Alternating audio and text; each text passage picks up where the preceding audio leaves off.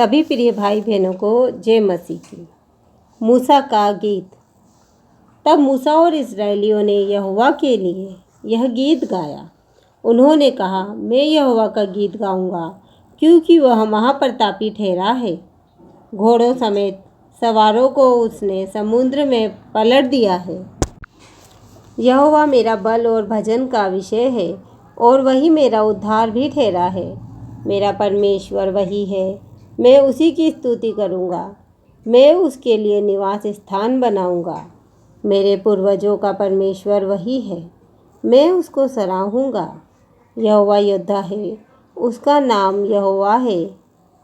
फ़िरौन के रथों और सेना को उसने समुद्र में फेंक दिया, और उसके उत्तम से उत्तम रथी लाल समुद्र में डूब गए। गहरे जल ने उन्हें ढांप लिया, वे पत्थर के समान गहरे स्थानों में डूब गए। हे यहोवा, तेरा दाहिना हाथ शक्ति में महाप्रतापी हुआ। हे यहोवा, तेरा दाहिना हाथ शत्रु को चकनाचूर कर देता है।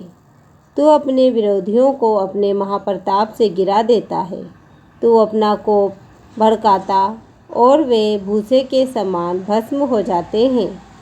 तेरे नथनों की सांस से जल एकत्र हो गया, धाराएं ढेर के समान थम गई। समुद्र के मध्य में गहरा जल जम गया।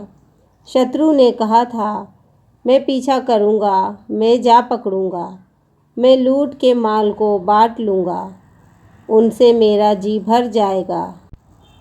मैं अपनी तलवार खींचते ही अपने हाथ से उनको नष्ट कर डालूँगा। तूने अपने श्वास का पवन चलाया, तब समुद्र ने उनको ढांप लिया। वे महाजल राशि में शीशे के समान डूब गए। हे यहोवा, देवताओं में तेरे तुल्य कौन है? तू तो पवित्रता के कारण महाप्रतापी और अपनी स्तुति करने वालों के भय के योग्य और आश्चर्य क्रम का करता है। तूने अपना दाहिना हाथ बढ़ाया, और पृथ्वी ने उनको निगल लिया है। अपनी करुणा से तूने अपनी छुड़ाई हुई प्रजा की अगुवाई की है। अपने बल से तू उसे अपने पवित्र निवास स्थान को ले चला है। देश देश के लोग सुनकर काँप उठेंगे।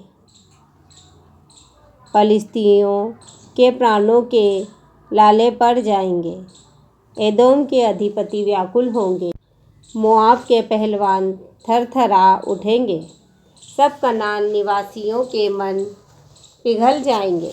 उनमें डर और घबराहट समा जाएगी। तेरी बाँह के प्रताप से वे पत्थर के समान अबोल हो जाएंगे।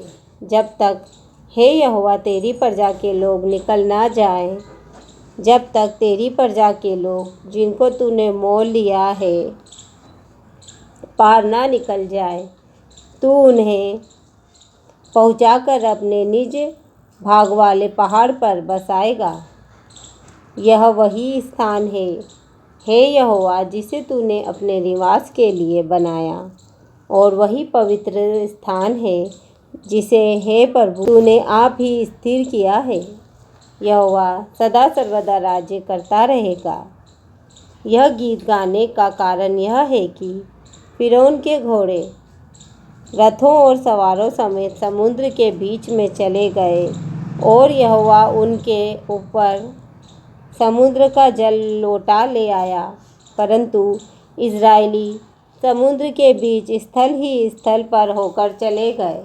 तब हारून की बहन मरियम नाम नबिया ने हाथ में डफ लिया, और सब स्त्रियां डफ लिए नाचती हुई उसके पीछे हो ली, और मरियम उनके साथ यह टेक गाती गई, यहोवा का गीत गाओ, क्योंकि वह महाप्रतापी ठहरा है।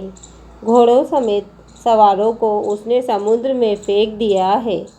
तब मूसा इस्राएलियों को लाल समुद्र से आगे ले गया, और वे सूर नाम जंगल में आए, और जंगल में जाते हुए 3 दिन तक पानी का सोता ना मिला। फिर मारा नामक एक स्थान पर पहुँचे।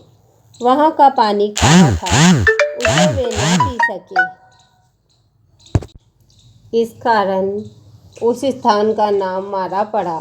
तब वे यह कहकर मूसा के विरुद्ध बकबक करने लगे, हम क्या पिएं? तब मूसा ने यहोवा की दुहाई दी और यहोवा ने उसे एक पौधा बतला दिया, जिसे जब उसने पानी में डाला तब वह पानी मीठा हो गया। वही यहोवा ने उसके लिए एक विधि और नियम बनाया, और वही उसने यह कहकर उनकी परीक्षा की, यदि तू अपने परमेश्वर यहोवा का वचन तन मन से सुने और जो उसकी दृष्टि में ठीक है वही करे, और उसकी आज्ञाओं पर कान लगाए और उसकी सब विधियों को माने, तो जितने रोग मैंने मिस्रियों पर भेजे हैं उनमें से एक भी तुझ पर ना भेजूंगा, क्योंकि मैं तुम्हारा चंगा करने वाला यहोवा हूँ। तब वे एलीम को आए, और जहाँ पानी के 12 सोते और 70 खजूर के पेड़ थे, और वहाँ उन्होंने जल के पास डेरे खड़े किए।